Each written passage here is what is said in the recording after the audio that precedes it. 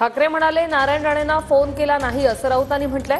ठाकरेंनी 2 फोन केले हा राणेंचा दावा संजय राऊत यांनी खोडलेला आहे। अटकेनंतर राणे कुटुंबियांकडून ठाकरेंना फोन आले असा दावा राऊतांनी केला। सांभाळून घ्या म्हणून राणे कुटुंबियांकडून ठाकरेंना फोन आल्याचं राऊत म्हणाले। ठाकरेंनी पोलिसांना सूचना दिल्यानंतर राणेंची सुटका झाली असं राऊत म्हणतात।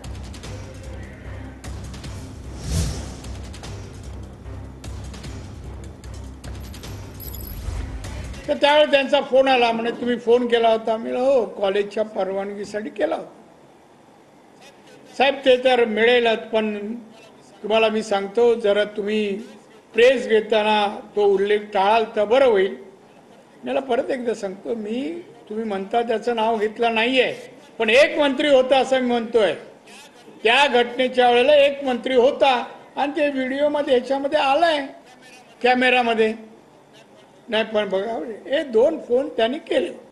उद्धव ठाकरे साहेबांनी आता पूर्णपणे इन्कार केला। असा कोणताही फोन या संदर्भात नारायण राणे यांना झालेला नाही आणि हे संभाषण झालेलं नाही।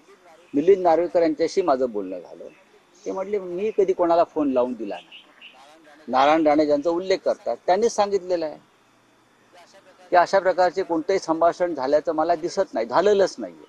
तेव्हा नारायण राणे हे कशाच्या आधारावरती अशा प्रकारची वक्तव्य करतायत इतक्या वर्षानंतर ते समजून घेणं गरजेचं आहे। पण माननीय उद्धव ठाकरे आणि मिलिंद नार्वेकर जे आता सध्या आमदार आहेत त्यांनी स्पष्ट शब्दात सांगितलेलं आहे की अशा प्रकारची कोणतेही संभाषण फोनवर झालेलं नाही।